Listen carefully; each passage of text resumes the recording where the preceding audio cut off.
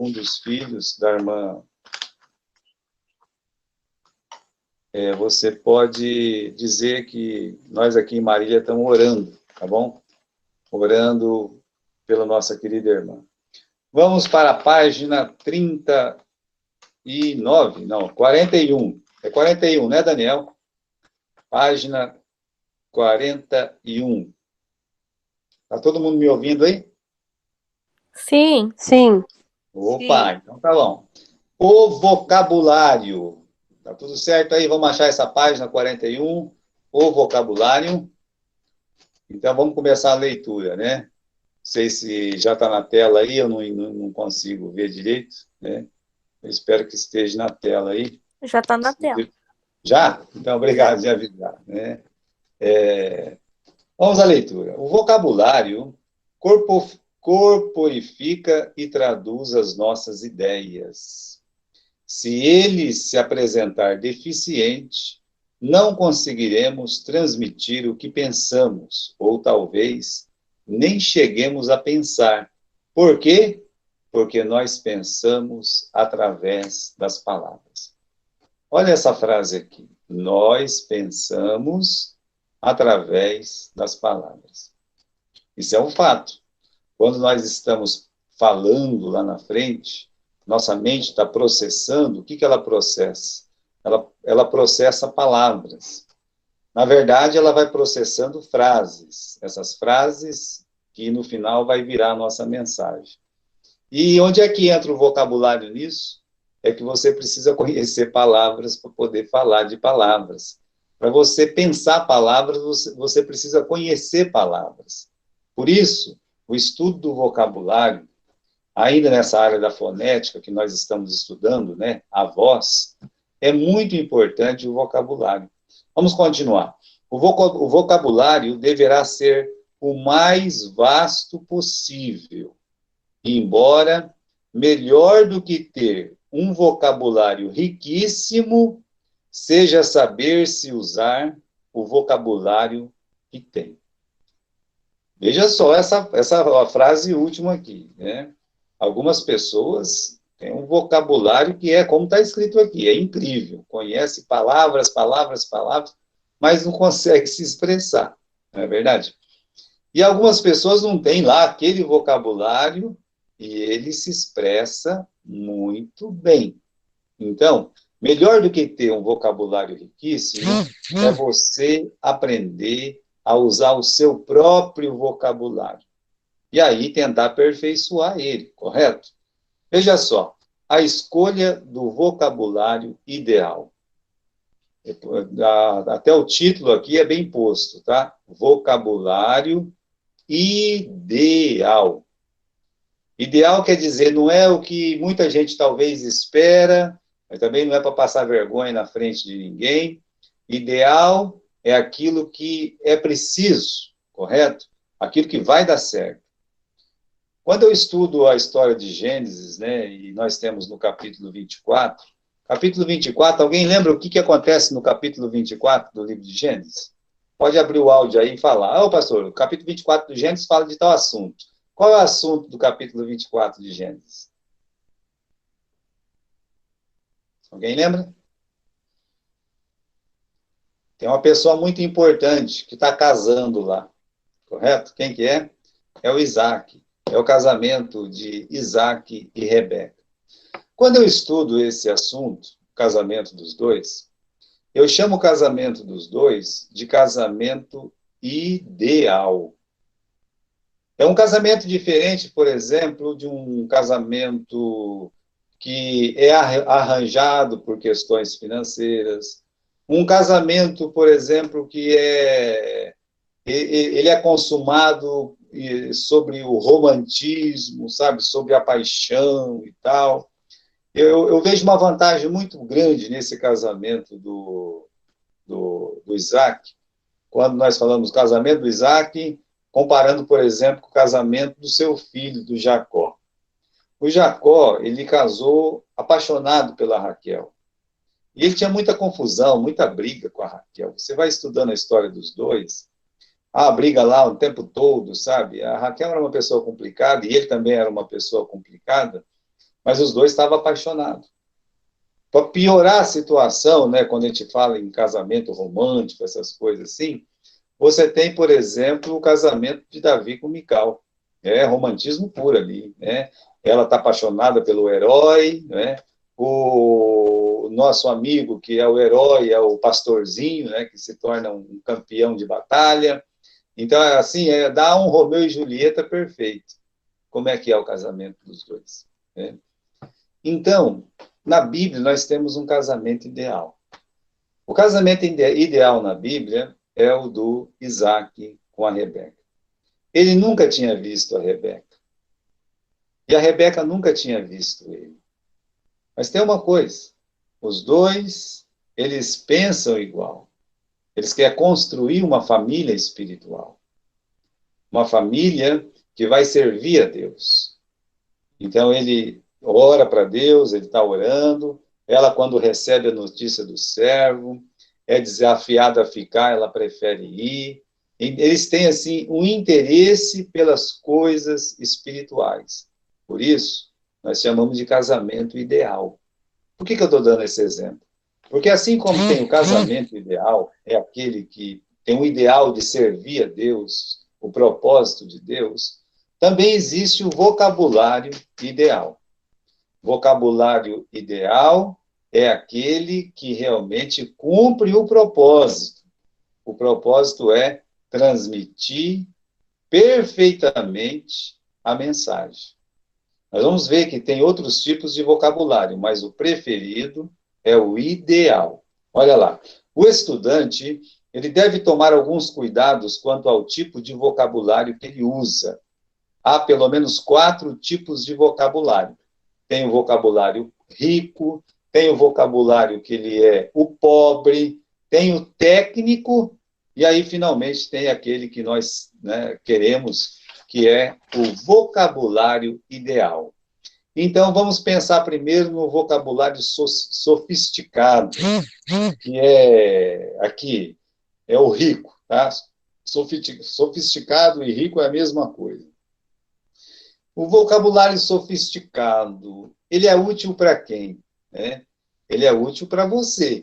Não é que ele não tenha utilidade. Tem sim. Né? Mas ele tem utilidade para você, você como pessoa. Mas ele não é o vocabulário preferido para ser usado no púlpito de uma igreja. Infelizmente, ele não é. Vamos dar uma olhadinha aqui? O vocabulário rico é útil para compreendermos tudo aquilo que as pessoas falam ou escrevem. Tudo que uma pessoa fala, você consegue entender quando você tem um vocabulário sofisticado.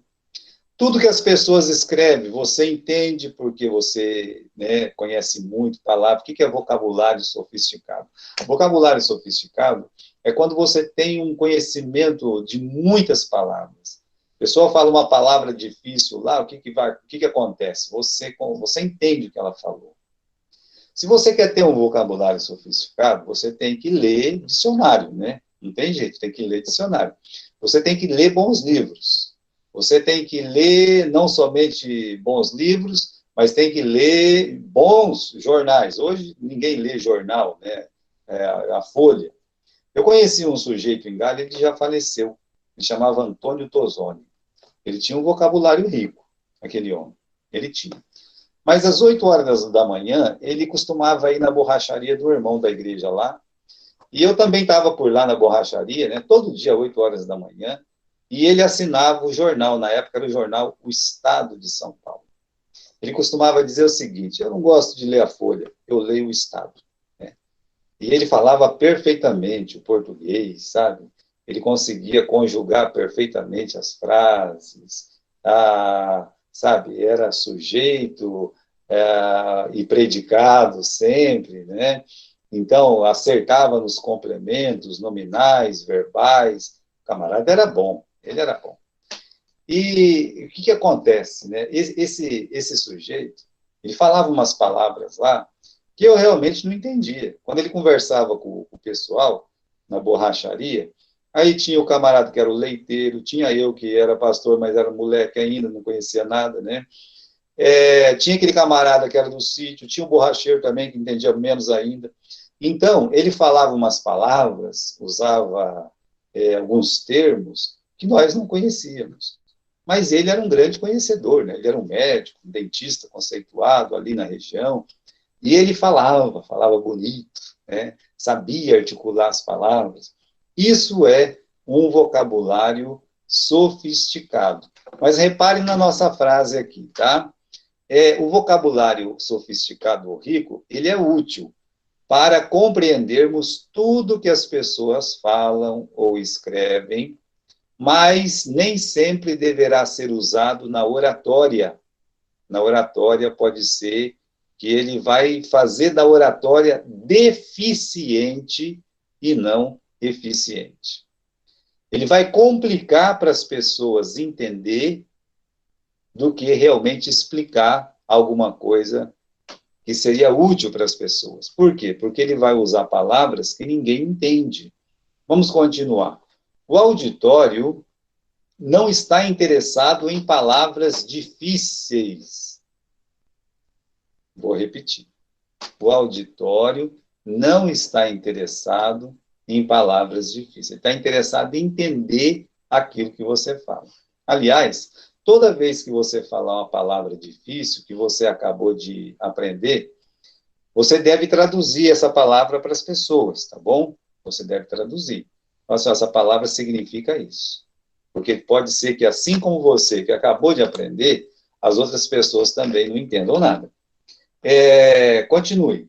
Como é que as pessoas poderiam ficar concentradas na mensagem se tivesse de se preocupar com o significado de cada palavra? Palavras como estapafúrdio, olha que palavra, né? A pessoa não sabe que você está falando uma coisa boa, está xingando ela, tá bom? Estapafúrdio, pio, né? E aí você fala uma palavra como pio, a pessoa pensa que alguma coisa está piando lá, né? Mas pio quer dizer santo, né? Então, a concatenação, subterfúgio, etc., se não forem rapidamente explicadas, complicam a mente do ouvinte. É como eu disse, em vez de você ensinar, você está complicando a mente da pessoa. Procure empenhar-se na utilização de palavras de fácil compreensão, adaptadas ao interesse dos ouvintes.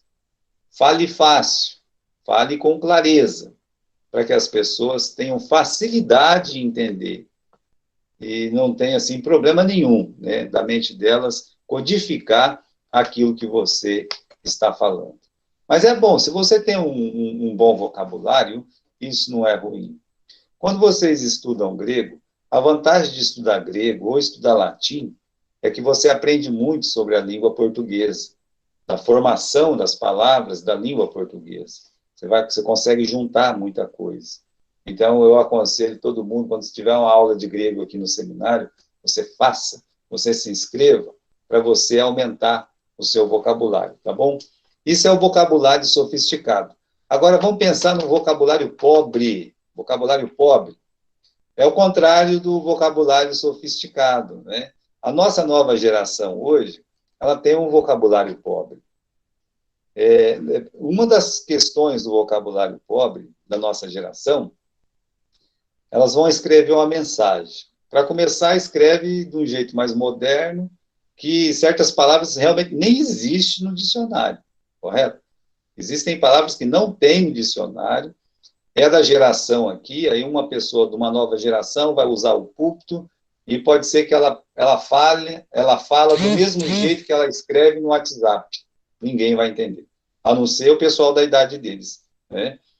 Mas não vai ser uma boa mensagem por isso, porque lá nos bancos da igreja, não tem só pessoas jovens que conhecem esses termos modernos e acaba codificando o que está sendo dito lá na frente. Mas a maioria das pessoas da minha idade, por exemplo, não vão entender. Então a mensagem não vai ser boa. Não vai ser boa porque, na verdade, esse tipo de vocabulário é considerado um vocabulário pobre, tá bom? Então, o vocabulário pobre, predominantemente, na maioria das pessoas, atende somente às necessidades mais primárias do dia a dia. consegue levar uma conversa sobre uma política com o seu amigo ali, correto? Se tem arroz, tem feijão, que subiu o preço das coisas. Mas se for falar de um assunto mais complexo, vai faltar palavras. Como é dito na página anterior, nós pensamos com palavras. Então, se nos faltam as palavras, o que acontece? Vai nos faltar pensamento, correto? Compõe-se de um número reduzido de palavras e não permite a ligação eficiente de pensamento. Palavras vulgares, frases feitas, surradas pelo uso, expressões de gíria, não podem frequentar a boa expressão verbal, a não ser em situações especialíssimas. Algumas pessoas, infelizmente, elas gostam de usar muita gíria, né, no púlpito. Não use gíria no púlpito. Não vai fazer bem para você. Não vai fazer bem para você porque os ouvintes, a maioria das pessoas não gosta dessas coisas. Então, pode ser que alguém ache engraçado alguma coisa que você fale, mas aí a pessoa falar como as pessoas riram quando eu falei aquele assunto, aquela palavra, então eu vou usar sempre essa palavra. Não, vai ser legal se for dita uma vez e dentro de um contexto. Mas fora isso, como diz aqui, em ocasião especialíssimas. Mas você deve melhorar. Se o seu vocabulário é pobre, falta palavra, leia um pouco mais, leia a Bíblia. A Bíblia é rica em frases, é rica em conhecimento de vocabulário. Você vai aprender muito na palavra de Deus. Quando você lê a Bíblia, vai ter palavra que você não entende, então o que você faz? Você já vai anotando essas palavras que você não entende, para você poder entender, e aí poder falar para as pessoas e explicar o sentido daquela palavra para as outras pessoas também. Existe um outro tipo de vocabulário, o técnico ou profissional. Também esse não presta, tá? Para ser usado no púlpito, o vocabulário profissional, técnico, ele é o menos recomendado possível. Vamos ver aqui. Também não se considera como ideal o vocabulário técnico, próprio de uma atividade, direito, medicina, ciências, etc. A sua utilização deverá ser reservada àqueles que convivem com ela nas suas atividades normais, atividades profissionais. Vamos citar um exemplo. Vai ter aqui um congresso de medicina na região norte paranaense, ou na região centro-oeste paulista, ou se não, na região lá do nosso irmão natalício, que é a Alta Sorocabana, né? Não me lembro. Mas é assim. Então, vai ter um congresso de medicina. Aí eles vão usar os termos da medicina. Todos os médicos que estão ali são somente médicos, pessoas que estudaram, eles conhecem os termos. Para mim, entrar num congresso desse não vai valer nada, né? Começa a falar difícil, começa a falar nome de remédio, né? Você tem que tomar tal negócio, esse negócio é bom, e você vai ficar aéreo no negócio. Você não entende.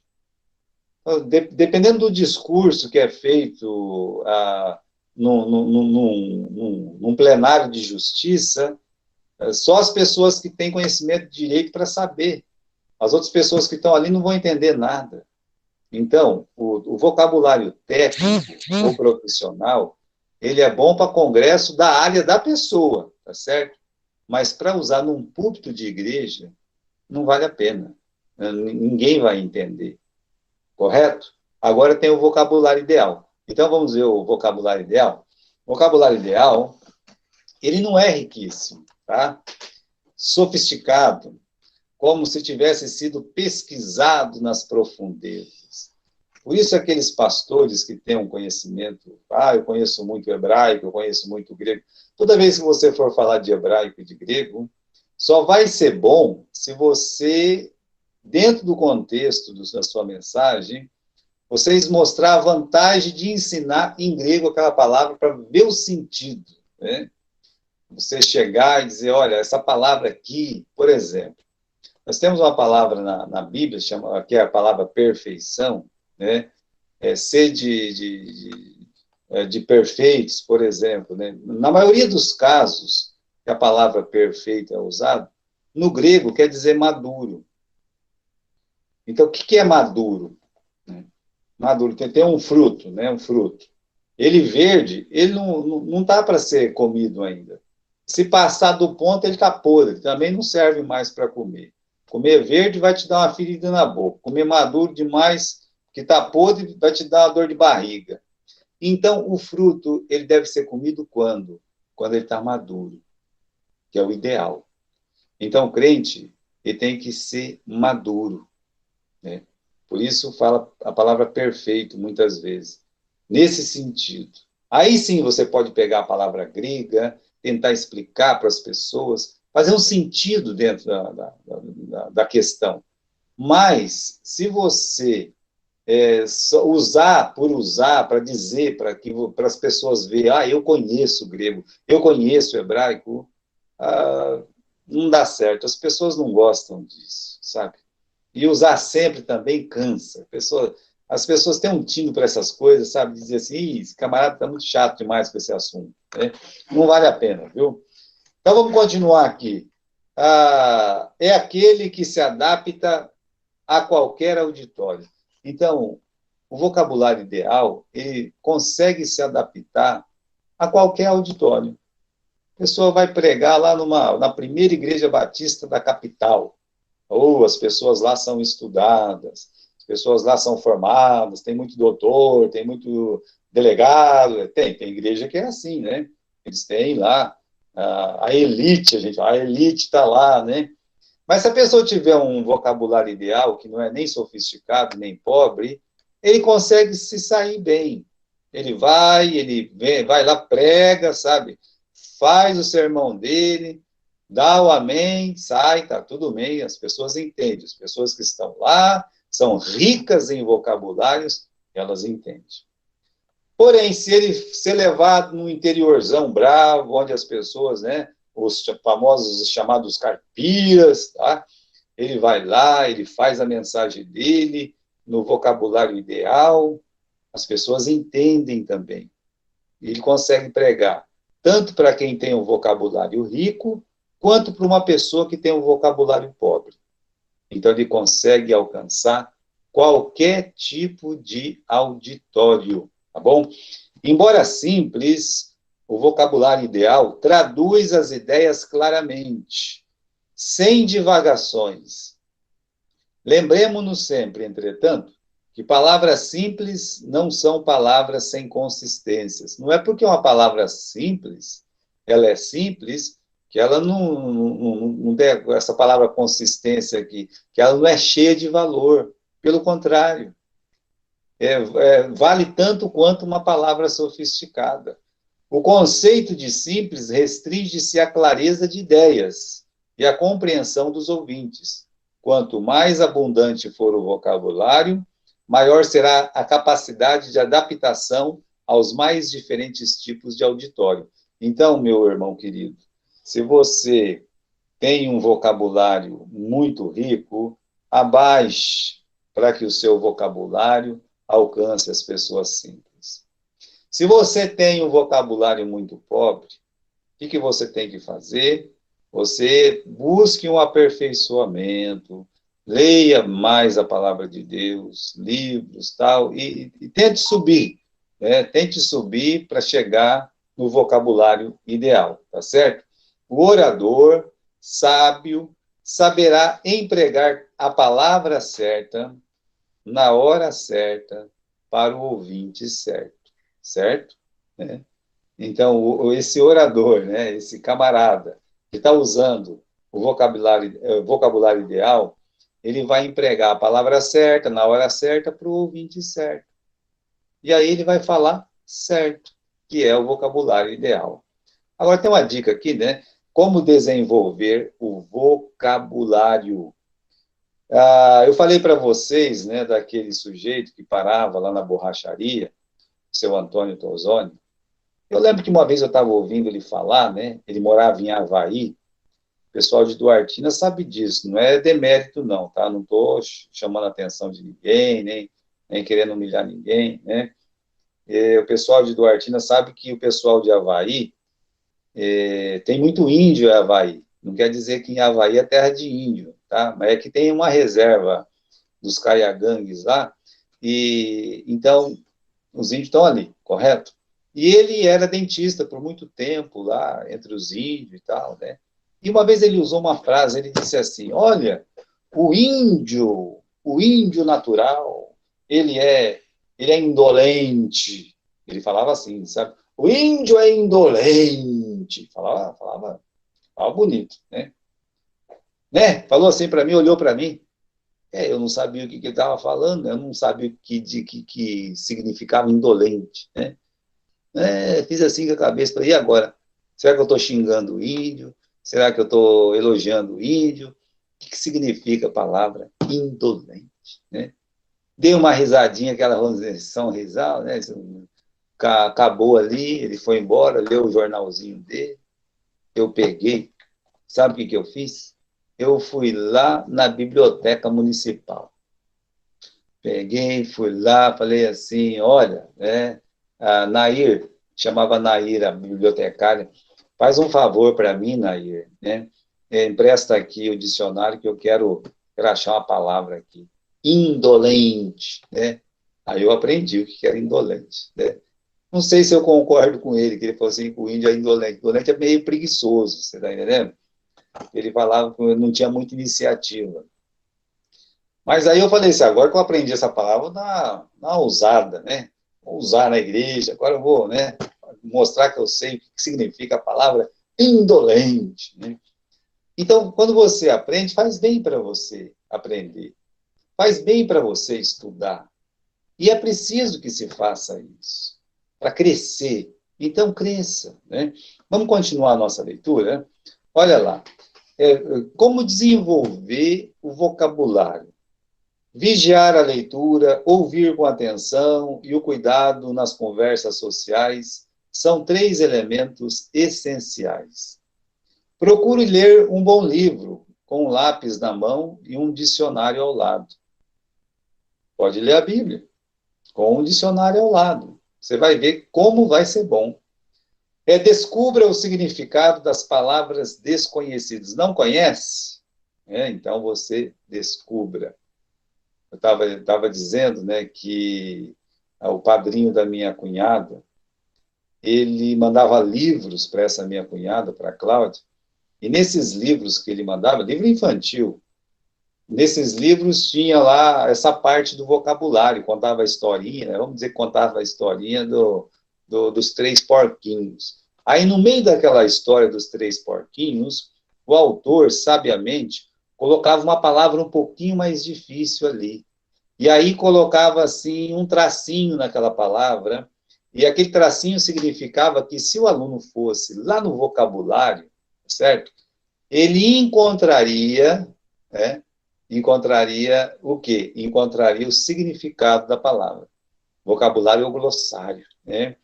Então, glossário, glossa significa língua, né? Língua em grego significa glossa, né? Então, é a língua portuguesa, por exemplo, então, o que significa essa palavra aqui, né, em português? Ou lá no vocabulário. E aí a criança ia aprendendo palavras diferentes.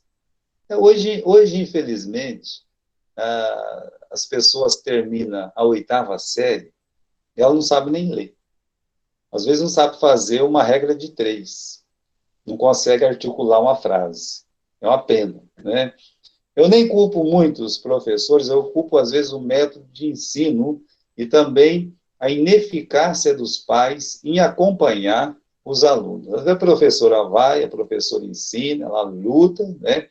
Chega em casa, os pais não se preocupam, a tarefa não é feita, não tem um empenho.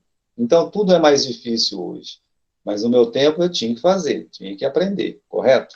Continuando aqui, né? Se você tem uma palavra desconhecida, olha o que está escrito aqui. Anote-o e, em seguida, construa algumas frases utilizando a nova palavra. Construa, seja na mente, seja no lápis, construa uma frase que dê para utilizar aquela nova palavra que você acabou de aprender. Finalmente, passe a utilizá-la nas conversas corriqueiras com os amigos. Procure conversar com pessoas cultas. Né, pastor? Mas eu tenho que escolher com quem eu vou conversar? Não, não é isso. Você conversando com seu amigo de escola, você conversando ali, às vezes com o vizinho, você vai ter uma conversa corriqueira, você vai ter, né, aquela conversinha de sempre que não vai aumentar o seu vocabulário. Não estou desprezando o vizinho, não estou desprezando o seu coleguinha. Não, nada disso, né? Mas se você encontrar uma pessoa um pouco mais culta, tente fazer amizade com ela, com a professora, com o professor, para ver como ela fala, como ela articula as palavras, e tente aprender. Continuando, interrogue-o acerca das palavras desconhecidas. Eu não precisaria, por exemplo, ter ido lá na biblioteca, era só falar para o seu Antônio, né? Seu Antônio, o senhor falou que o índio é indolente.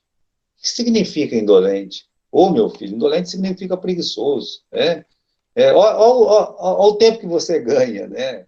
Na hora você vai aprender, ele vai falar, tua mente vai, né, gravar aquilo que foi dito, correto? Então, a conversação descuidada com a família e amigos é o maior mal a ser enfrentado, pois nos habitua ao erro. Às vezes, o pai, a mãe, sabe, não falam um português que é nota 10, né? E nem nota 6, é nota 3, tá? Mas eles já aprenderam dos avós, dos bisavós. Mas você pode falar assim, eu vou falar que nem meu pai, que nem minha mãe, né? Vamos ver o pessoal da minha geração, 50 anos atrás, né? Que eram crianças, e aí o que acontecia? O pai, coitadinho, às vezes trabalhava no sítio, na roça, o dia todo, o vô nunca deixou o pai ir para a escola, porque naquele tempo as pessoas não zelavam pela escola, e sim para trabalhar, tinha que trabalhar desde criança, de 6, 7 anos de idade, nem o pai nem a mãe nunca foi para a escola. Então, o vocabulário desse pai e dessa mãe é um vocabulário que nós chamamos de vocabulário pobre, correto? Ele é até capaz de formar um doutor, mas ele ainda não fala como um doutor. E o filho fala assim, eu vou falar que nem o meu pai, vou falar que nem a minha mãe e tal. Não, você tem que aumentar em conhecimento. É claro, você pode falar que nem o seu pai, você pode falar com a tua mãe, não tem problema nenhum isso aí. E também não é para humilhar nem pai nem mãe, nem para criticar pai e mãe. O que eu estou dizendo é que, às vezes, nós carregamos os vícios de linguagem que nós pegamos da nossa família, correto? Então, veja só, vamos continuar aqui, tá? A conversação descuidada com a família é o normal, né, a ser enfrentado, pois nos habitua ao erro. Fuja da gíria, dos regionalismos, dos italianismos, das abreviações que só afeiam a linguagem. Eu sou do norte paranaense. O norte paranaense é conhecido por ser o norte mineiro, né? No caso aqui, o nosso norte, ali, Cornélio Procópio, Jacarezinho, Bandeirantes, é o norte mineiro, né? O mineiro, ele não fala mineiro, ele fala mineiro, né? Então, ele engole tudo, né? E eu vou fazer isso, né? Eu acho muito legal. Lá em Minas vai ser legal, tá? Você falar lá em Minas vai ser legal. Se você falar lá no norte ou aqui no sul, a língua é outra. Quanto mais você desce, por exemplo, no sul, mais vai exigir de você. Descer para Santa Catarina, descer para, né, o Rio Grande do Sul.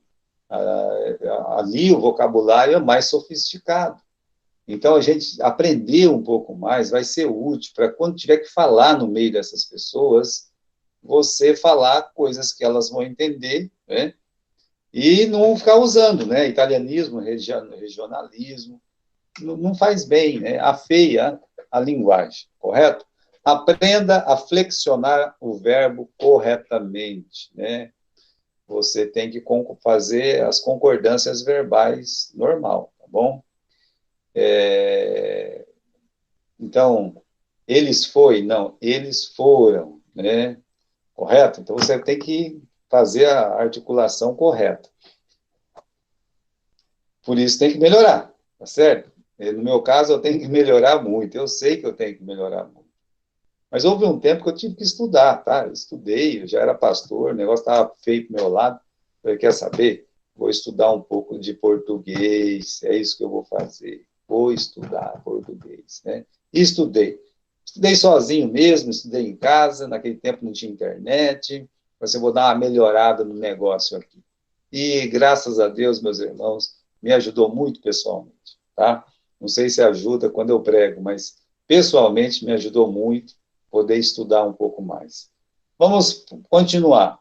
Como melhorar a sua voz? Como melhorar a sua voz? Dizem que de louco e médico todo mundo tem um pouco. Pior que tem mesmo, né? Se alguém falar que está tossindo, ó, toma um negócio aí, tá, que vai ficar bom. A pessoa toma, tosse mais ainda, né? Mas de médico e de louco, todo mundo tem um pouco. Mas às vezes a pessoa fala, toma isso, a pessoa toma e ó, fica bom, né? Não sou médico e creio que não sou louco também, mas transmitirei o que aprendi sobre como melhorar a voz. Eu, Gilberto, como melhorar a voz? Nadar faz bem, pior, nunca nado. Eu não sei nadar, né? Então estou lascado, né? Nadar, correr, isso é bom, tá? Andar em passo vivo, andar de bicicleta. Isso aí melhora a voz? Melhora. Já já a gente vai saber por quê, tá bom? Aqui, por quê? Para aprender a respirar pelo nariz. Por isso que é bom fazer exercício. Por isso que é bom nadar, correr, andar de bicicleta. O que vai melhorar? Vai melhorar que você vai aprender a respirar pelo nariz. Melhor ainda, vai te ajudar muito no Covid. Tá? Se você pegar o Covid, você vai estar com o pulmão mais forte. Nadar, correr, andar de bicicleta, fazer exercício, fortalece o pulmão. Isso ajuda na voz. Como eu disse para vocês, olha, eu com 18 anos para 19, eu fui operado da sinusite 2 vezes, em Londrina, viu? Um especialista, um médico japonês, dos melhores que tinha no hospital universitário lá em Londrina. Não adiantou muita coisa. Tenho sinusite crônica. Meu nariz funciona quando eu coloco máscara, eu respiro 25%. Então, para mim, não é fácil. Eu tenho que ficar lutando o tempo todo para respirar. Eu estou pregando, eu estou lutando para respirar, estou lutando para respirar. E cada ano que passa, parece que piora esse negócio. Mas já pensou se eu não lutasse? Já pensou se eu não soubesse desse meu mal? Então, talvez você não tenha essa questão de sinusite crônica, sabe, rinite, um monte de coisa, sabe? Aquele monte de pus que fica na tua testa, aqui no sino e tal. E por isso que eu falo fanhoso. Agora, seria bem pior se eu não conhecesse o problema e não tentasse melhorar dentro do problema.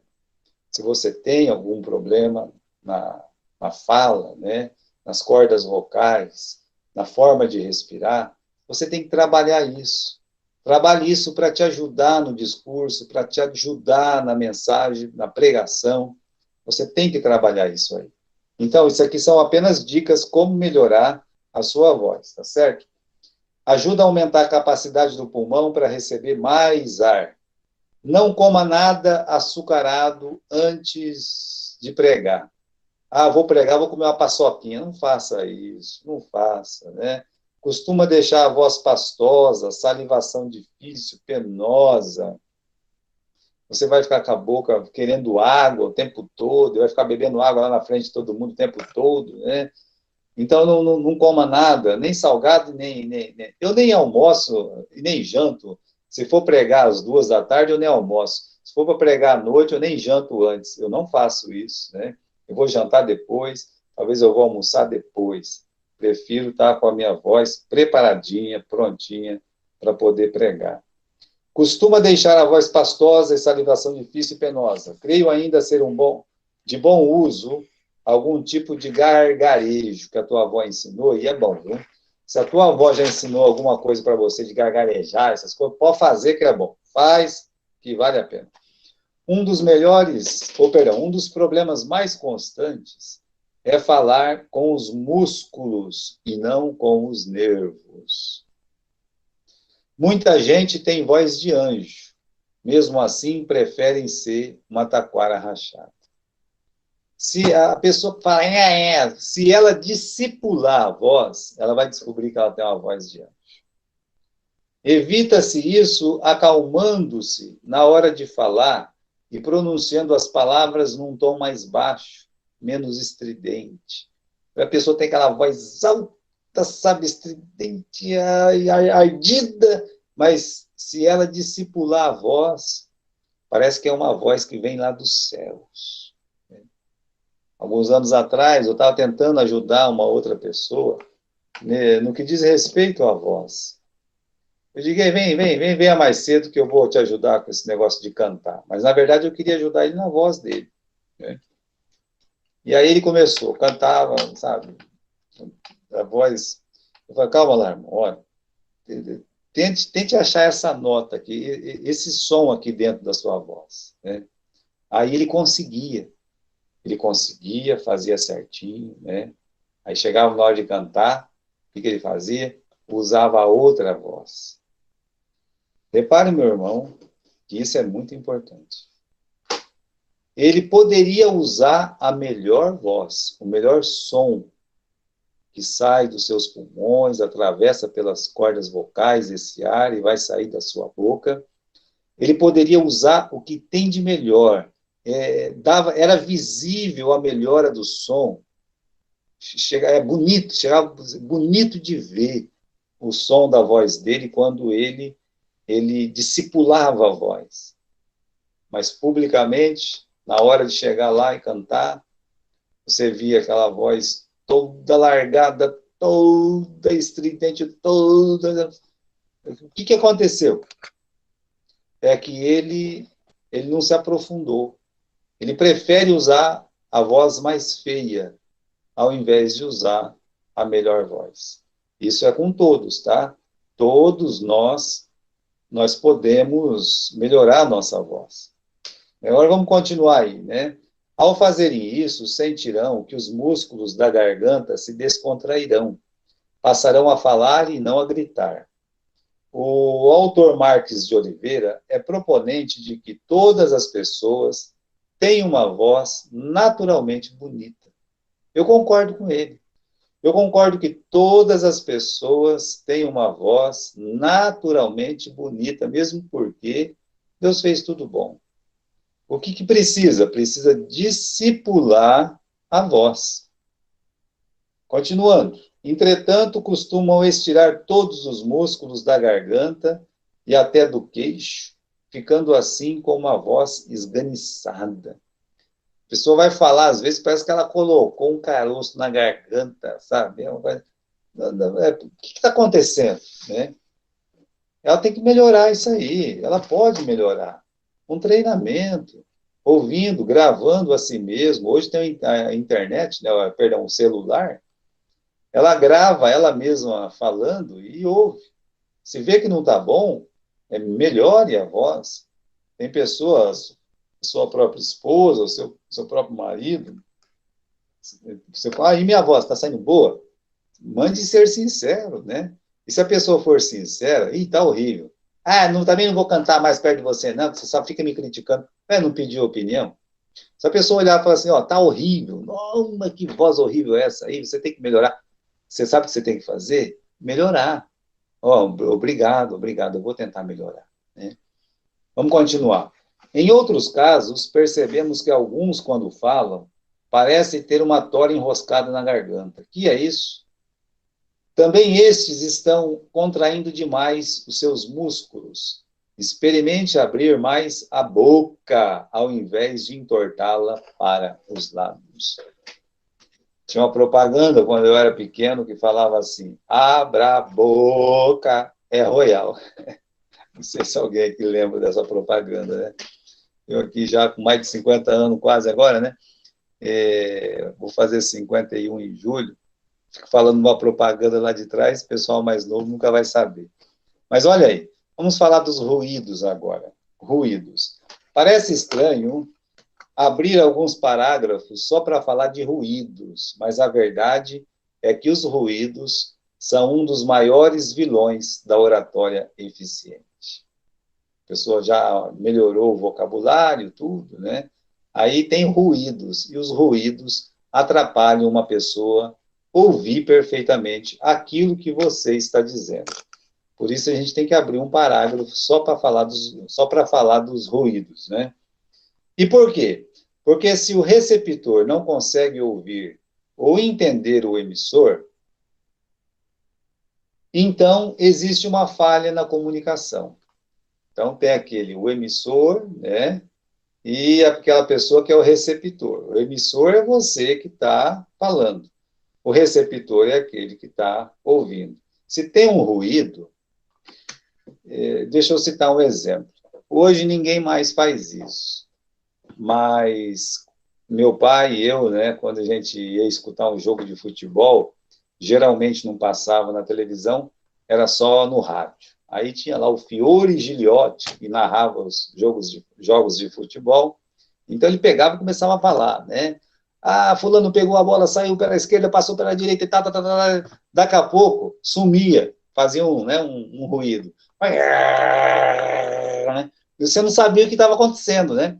Aí a bola vai fazer o gol, você não sabia se tinha feito o gol ou não tinha feito o gol, porque entrava um ruído no meio do negócio, né?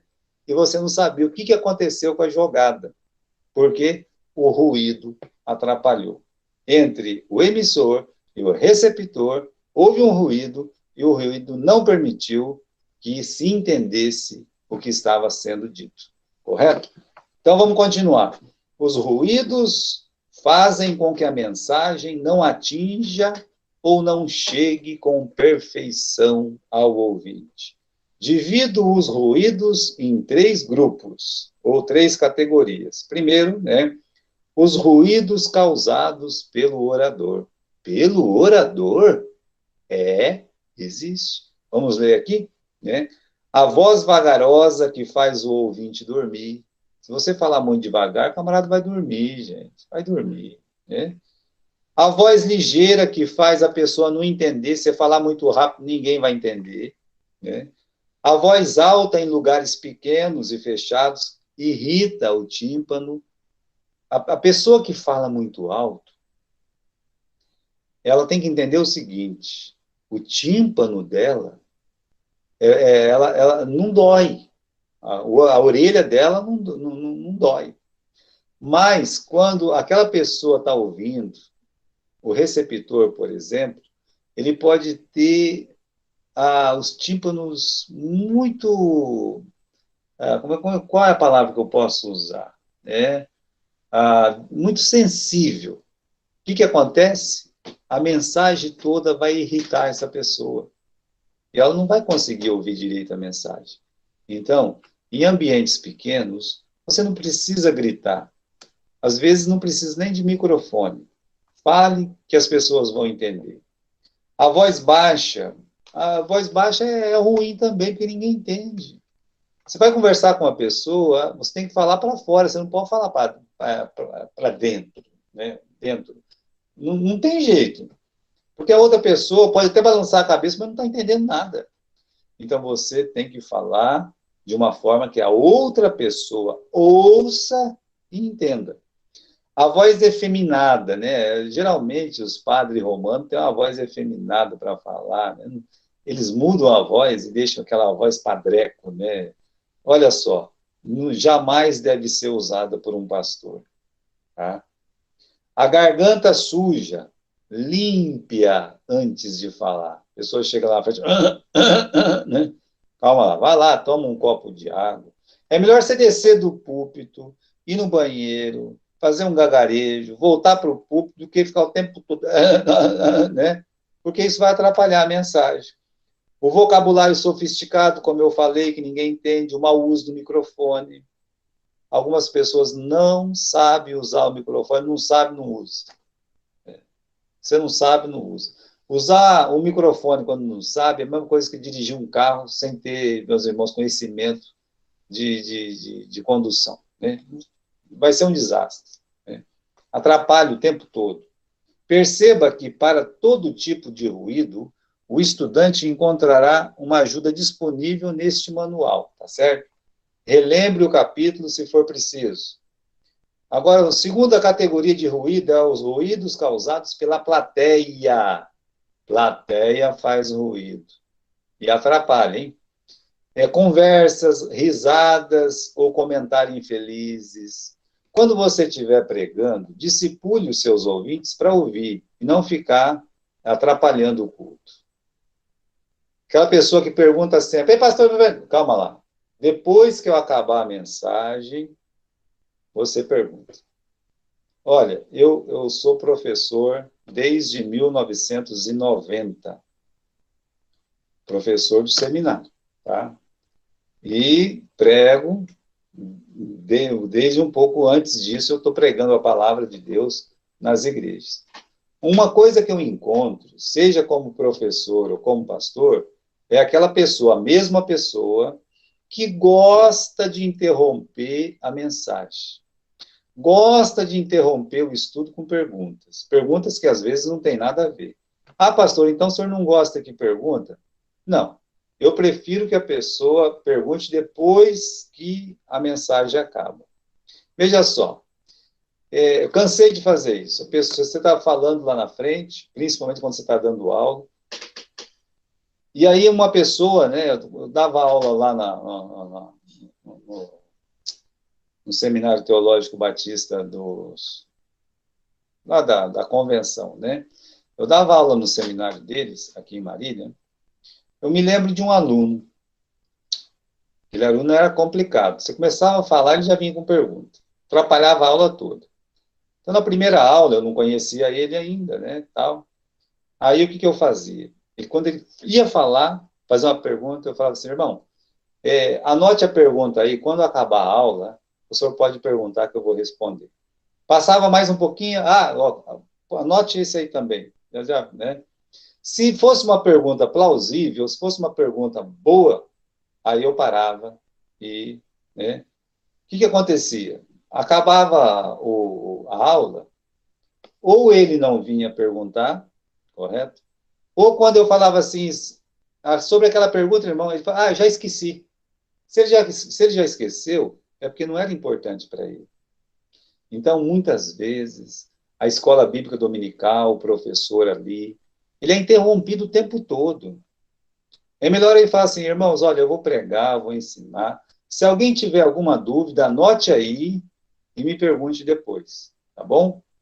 É a melhor coisa que você faz, porque senão você não consegue ensinar e aquela pessoa que está sempre querendo atrapalhar vai ter vantagem sobre você. Você tem que lembrar que tem gente que adora perguntar as coisas para quê? Para te atrapalhar quando você está ensinando, pregando. Mas ela não quer te atrapalhar, quer causar, né? Assim, ou eu fiz mais uma pergunta, né? Ele não quer fazer mal, mas acaba fazendo mal, porque às vezes você até esquece o que você ia falar por causa daquela pergunta, né? Então, olha, bancos arrastados. Esse é o problema de ter cadeira na igreja. Aqui tem cadeira, mas a maioria é banco. Já mandei fazer um banco de 4 metros de comprimento. Não dá 4, mas dá quase 4. E ó, uma madeira pura, tudo madeira. 2 pessoas para erguer o banco da nossa igreja tem trabalho. Então não tem barulho de arrastar banco aqui na igreja, não. Né? Por quê? Porque é pesado. A pessoa tem que ser, né, boa para arrastar. Mas atrapalha, viu? Lá em Gália, tinha um irmão que as cadeiras lá eram pé de ferro e era só cadeira. E eu era um jovem pregador com 19 anos de idade. E quando eu começava a pregar lá na frente, esse irmão, além de chegar atrasado, em vez dele sentar quietinho na cadeira dele, porque tinha 70 cadeiras, eu lembro muito bem, tinha 70 cadeiras vermelhas, né? Ele puxava uma, arrastava, fazia um barulhão medonho, e aí, não contente com isso, pegava, arrastava para o filho dele também, né? Até que um dia eu me cansei, chamei ele do lado um dia e disse assim, irmão, quando o senhor chegar e o culto já estiver começando, principalmente eu estou pregando na frente, essa arrastação de cadeira atrapalha. Não tem jeito do senhor já chegar a escolher um lugar, não tinha ninguém, tinha 70 cadeiras e vinha 10 pessoas na igreja. Será que, puxa vida, não tinha uma cadeira na ponta para ele sentar? Tinha que arrastar 10 cadeiras para sentar em uma, né? Ele não gostou muito não, viu?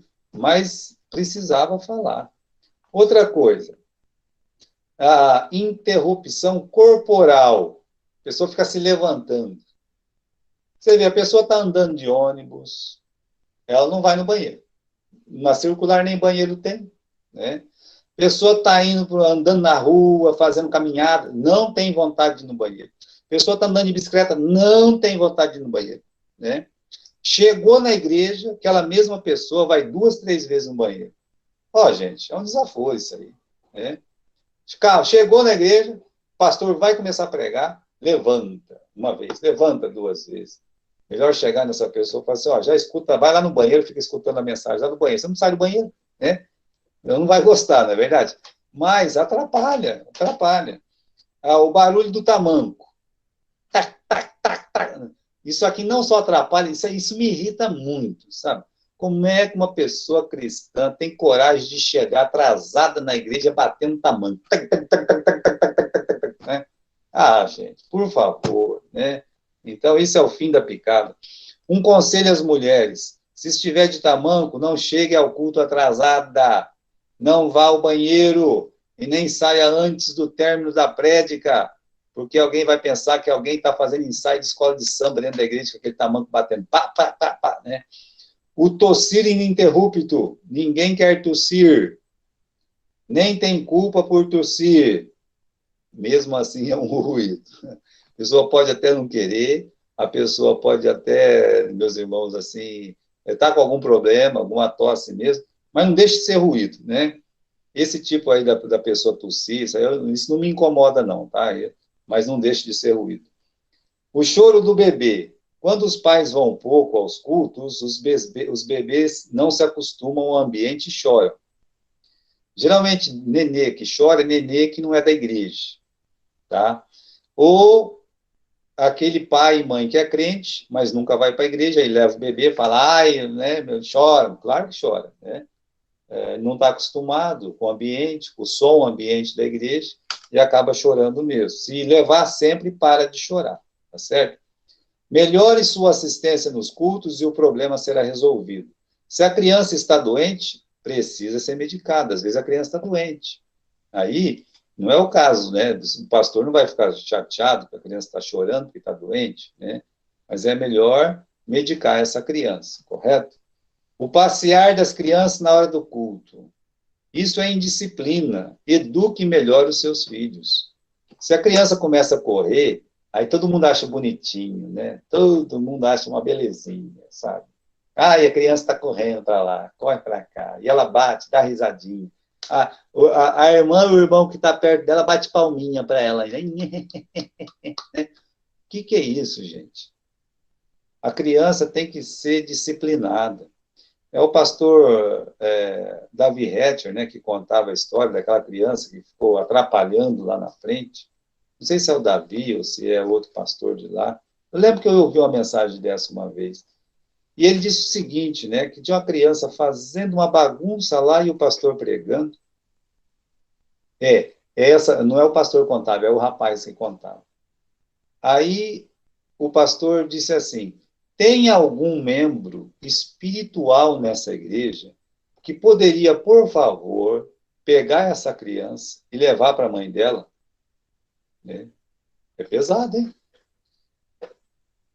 Aí ninguém se manifestou. E a criança continuou fazendo bagunça lá, atrapalhando no culto. Lá na frente, né? Aí ele olhou para esse irmão, que não me lembro o nome agora, né? Talvez é um pastor hoje, e disse assim: você, meu irmão, você é uma pessoa espiritual. Pegue essa criança, encontre a mãe dela, para que ela fique junto de sua mãe. Aí o irmão, né? Eu sou espiritual, tem que pegar essa criança e levar. Ele fez isso. Mas olha, é falta de espiritualidade dos pais, principalmente cristãos, deixar que uma criança faça bagunça na igreja. Ela tem que disciplinar em casa, falar: você não faça isso. Se você fizer isso, né, vou ter que te corrigir espiritualmente. Você vai ter que falar isso para o seu filho e para a sua filha. Né? Descargas manuais no banheiro. Tem igreja que a descarga ainda é manual, como tinha lá em Júlio Mesquita. Era uma casa popular que eles compraram, né, para fazer o culto. E aí chegava na hora do culto, tinha uma irmã que entrava todo o culto, era só começar a pregar, essa irmã ia lá e dava descarga naquele banheiro. Pá! Ia fazer assim na caixinha. Tchii, né? E às vezes a caixinha enroscava e não parava mais. Tchii. Como é que você vai pregar? Como é que o pastor vai pregar com um barulhão desse aí? Eu mesmo não tinha paciência, eu não conseguia pregar direito, né? Porque aquele barulho me irritava. O pastor Edson rachava o bico de dar risada, né? Ele conseguia, né? Eu não conseguia, então era um problema. Nada me irrita tanto como o barulho das caixas de descarga manual do banheiro. Por mim, eu tirava tudo, né? Por favor, se sua igreja tem uma dessas, não vá ao banheiro quando o pastor estiver pregando, tá? Fique aí, passe à vontade, mas não vá. Ruídos extraordinários, que não está nem no pregador e nem na assistência, mas existe. Esses são extraordinários por não serem causados nem pelo orador e nem pela assistência. O som dos carros passando pela frente da igreja. Som de moto hoje, né? Né? Tem um vizinho aqui de cima que o prazer dele é fazer isso, né? Na rua de cima. O barulho dos vizinhos, né? Um telhado de amianto fino ou latão em tempo de chuva, aviões, trem, caminhão de gás, né? Olha o gás, olha o gás. Já pensou se ele para lá na hora que você está pregando? Olha o gás, né? Você não consegue pregar. Só que é barulho extraordinário. Você não pode fazer nada contra isso. Você ore para Deus. Peça para Deus ter misericórdia, para cuidar. Entregue o seu culto, Senhor, que a palavra de Deus possa sair livremente, que nada atrapalhe, que não haja ruídos para que a tua palavra seja anunciada. Ore para Deus, né? Eu sou contra qualquer tipo de barulho quando o pastor está pregando. De todos os mencionados, somente o tossir e o choro dos bebês me comovem. Eu até expliquei para vocês. Nos demais casos, creio que a igreja deve ajudar o pregador na sua importante missão de pregar as boas novas de paz. Meu irmão, se quando o seu pastor estiver pregando, tiver uma criança fazendo bagunça, ajude o seu pastor.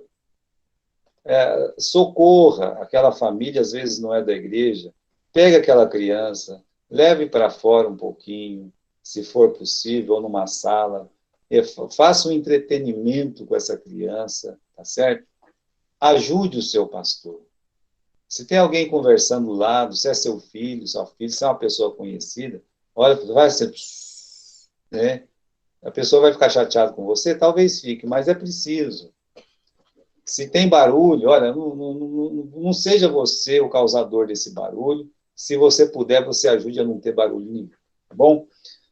Agora, uma coisa legal aqui, tá? Para ler bem e falar melhor.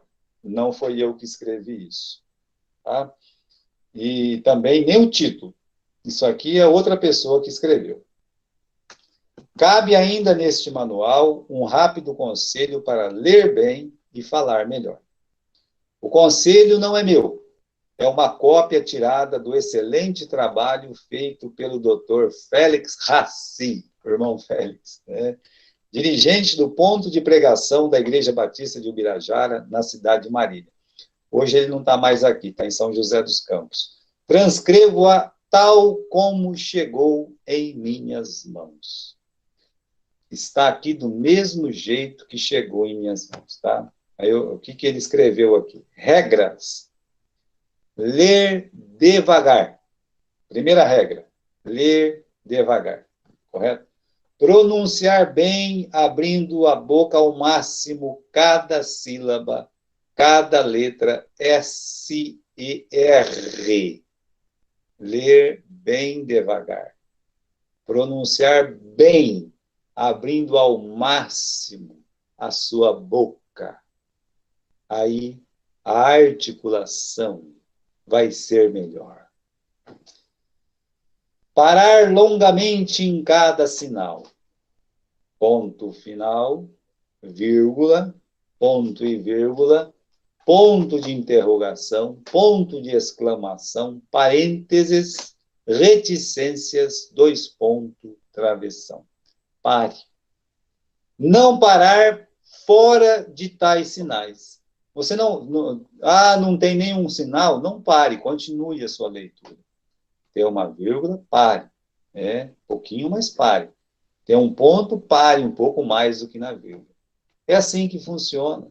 A boa leitura vai ajudar as pessoas a entenderem aquilo que está sendo dito. Levantar o tom da voz, tornando-a mais aguda nas vírgulas e nos pontos de interrogação.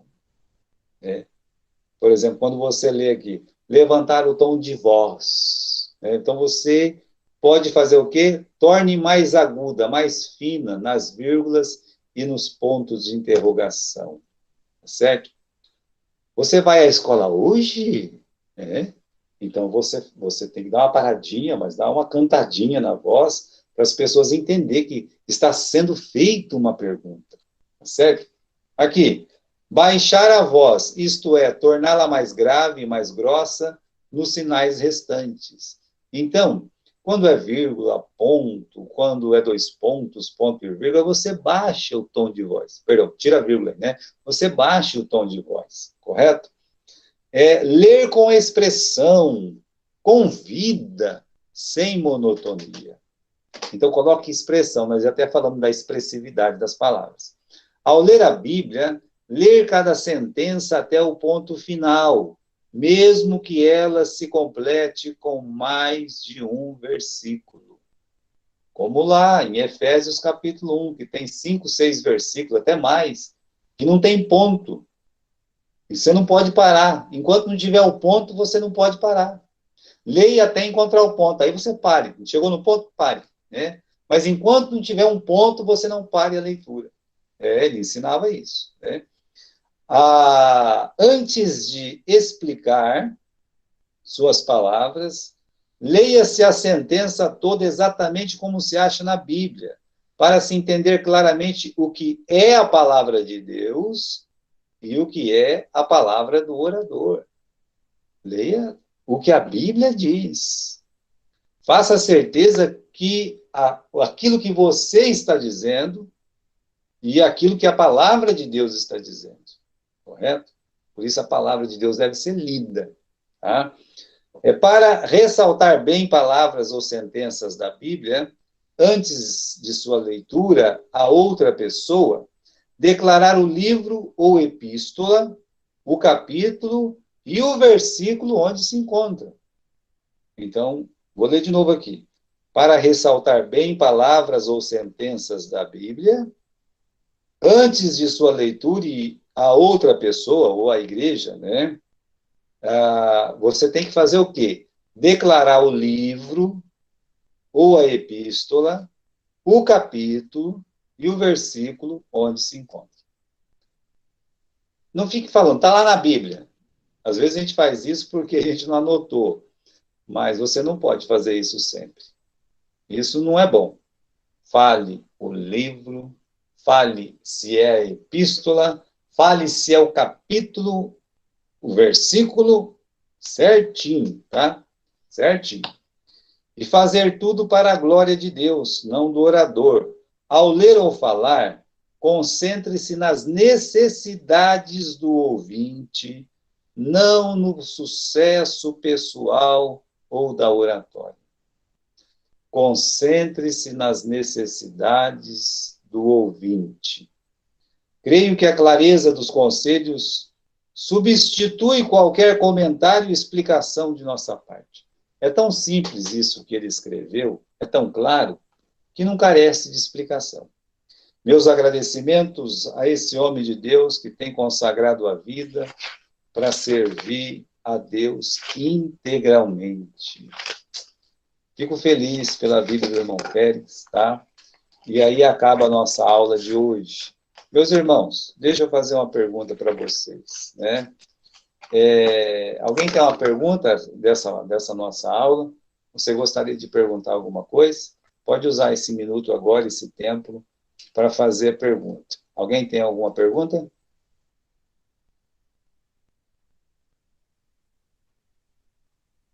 Ok. Nós não temos perguntas sobre a aula. Agora vamos ver se alguém fez a tarefa da semana passada, né? Deixa eu perguntar aqui, ô Cleito, você está aí na área, Cleito? Tô sim, pastor, só que eu estava trabalhando segunda-feira à tarde, eu não assisti essa aula. Ok. Pedi Então até vamos desculpa. passar aqui vamos passar para outra pessoa, então. Nós vamos passar para o Joãozinho lá de Duartina, né? Ô, Joãozinho, Oi, você lembra da nossa tarefinha? ver a voz com qual cantor se parecia? Não, não é qual cantor, né? Qual, como é que chama?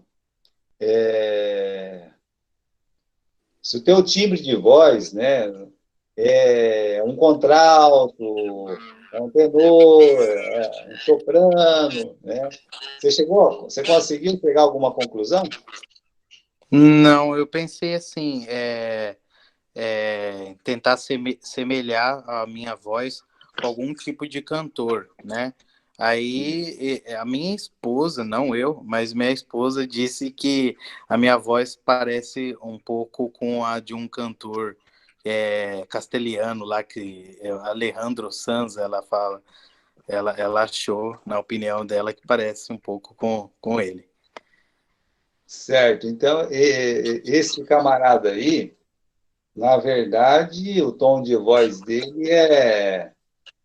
Deixa eu ver. O tom de voz dele vai ser o quê? Vai ser tenor, né? Correto? Não cheguei a pesquisar, pastor, não cheguei. Eu acho que você está mais para barítono, sabe? Não é nem tão baixo nem tão alta a sua voz. Sua voz é um barítono. Alguém conseguiu identificar? Alguém gostaria de falar? Ô, pastor, eu descobri minha voz. Se é barítono, se é tenor, se é baixo, se é soprano, se é mezzo-soprano, se é contralto, né? A Larinha aí. Vou começar com a minha menina aqui. E aí, Larinha, quer ser desafiada? A minha voz é contralto, eu acho. Eu também acho, Lara. Eu também acho que a tua está mais para contralto, né? E a sua, Solange?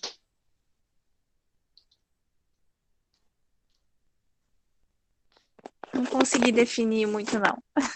É. Então, nós vamos definir para você. Você está aí, faz para o meio, mesmo soprano, um soprano, tá? Agora, vamos aí. A Tainara. Tainara, e você?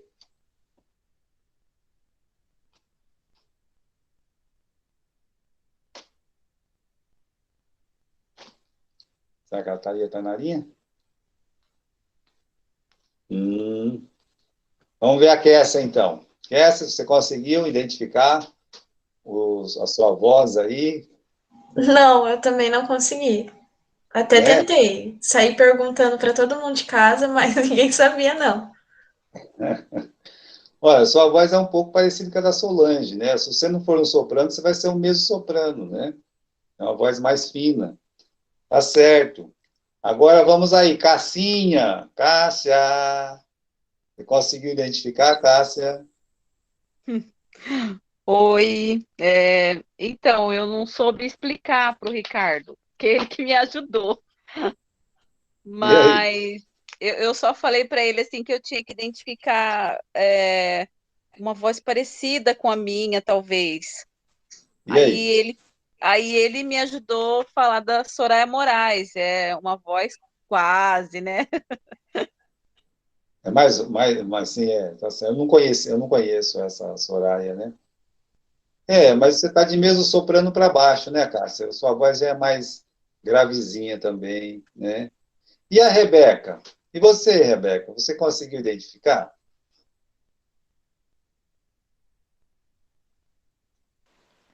Oi, pastor. Conseguiu? Olha, pastor, eu tenho um professor de música. Ele fala assim que a minha afinação é igual da cantora Lara Sogueres.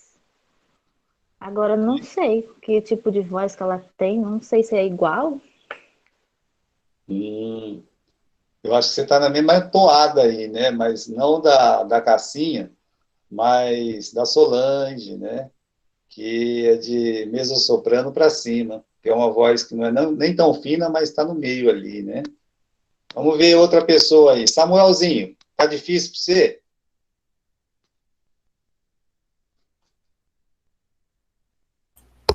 Boa noite, pastor. Ah, mais ou menos.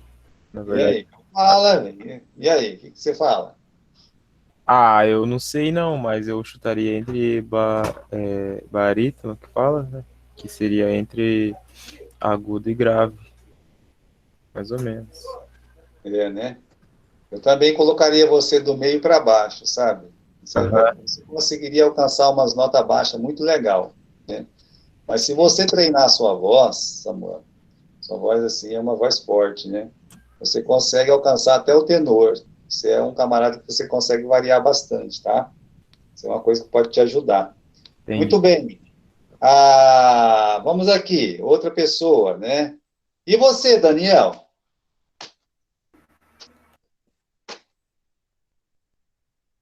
Oi, boa noite, pastor. E aí? Bom, e eu passo essa bola aí pro nosso irmão Daniel Mendes. Ele vai saber responder por mim. Cadê ele? Tá aí? Tá, fala aí, Daniel. Eu tô aqui sim, Ajuda porque, aí. então, Daniel, eu acho que ele é mais um barítono também. Ele É, né? consegue do barítono pro baixo aí. E o seu? O meu é tenor. É Ah, tenor a barítono, né? O grave eu não consigo de jeito nenhum. tá certo. Outro dia eu perguntei para ele. Valeu, Dani, muito obrigado, viu? É, parabéns, parabéns. E você, Aline? Eu acho que eu sou mezzo-soprano, mas tem alguns que falam que minha voz é parecida com a Aline Barros, um contralto, eu acho.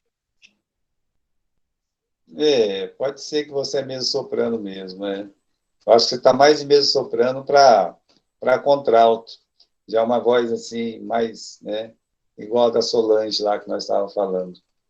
E aí, vamos lá, Brenda. Brenda, Oi, e aí? uma vez eu fiz um teste na internet e aí deu contralto. É, é isso mesmo, é de mesmo soprano para contralto, tá certo, não deu errado, não, né? Pelo menos na minha orelha aqui é o que eu escuto, né? Muito É isso, bem. É E o isso mesmo, Aurelino? A Brenda é contralto ou mezzo também. Isso, eu também acho. E você, Aurelino?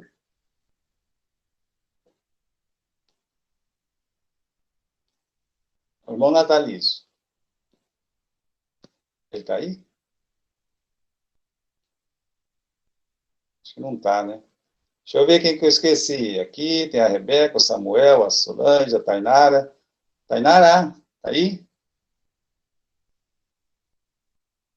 Também não está. Tô sim. Opa, e aí? Como é que é o som da sua voz aí? Fala para nós. Vixe, eu não faço ideia. Mas sua voz é para ser isso também, sabe, filha? Tá do Vai meio ser para baixo contralto. aí. Eu acho que é. Cadê a nossa contralto? Quem que vai ser a nossa contralto, então? É difícil, hein, de nós achar nossa contralto, não, nossa soprano. Carol, Oi, pastor. o que que você falou que você é mesmo? Ainda não falei, não. Ah, Ai, pastor, eu não sei. A minha voz é a voz mais parecida com a taquara rachada que tiver. então a taquara rachada é para soprano, viu? Soprano. Então tá bom. Mas é do meio para cima, não é do meio para baixo, assim, né? Tá certo. E aí, a Edileuza Feliciano?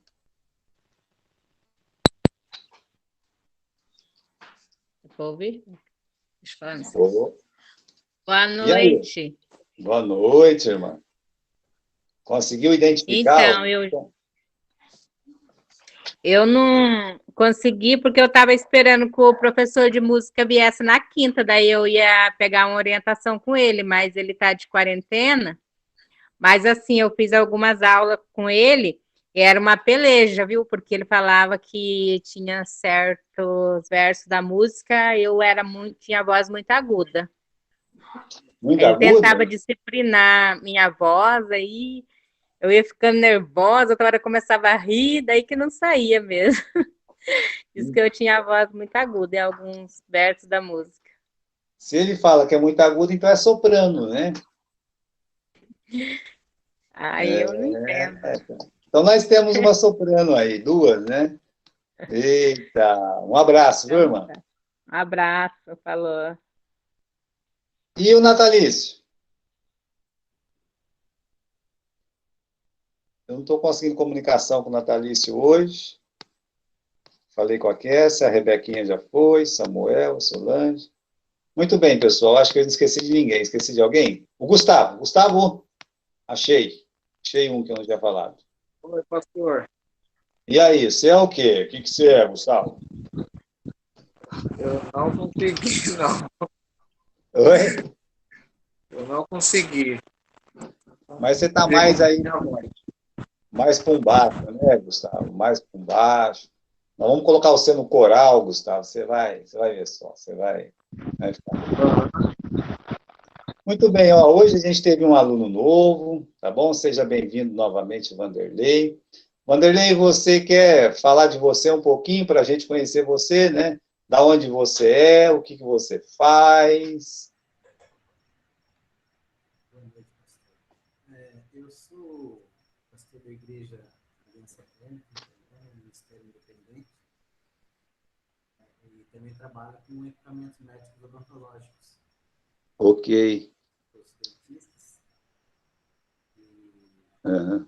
Eu não estou conseguindo entender direito por causa do som meu, que não está muito bom. Muito ruim? Deixa eu aproximar o microfone. Melhorou? Isso. Pode falar, Vanderlei. Então, eu sou pastor da Igreja Evangélica Aliança Eterna, Ministério Independente. O pastor Valdir já há um tempo, e a gente sempre conversa e ele me convidou para estar participando das aulas. Interessante. E aí estou participando, estou gostando. Tá certo, então seja bem-vindo, tá? Que Deus te abençoe. E todos vocês, meus irmãos, olha, vamos continuar orando pela irmã Silvia, tá? Se alguém lembrar aí, e se alguém vê alguém da família dela, diz que nós estamos orando por ela aqui, tá bom? Um grande abraço para todos vocês, que Deus os abençoe ricamente. Amém?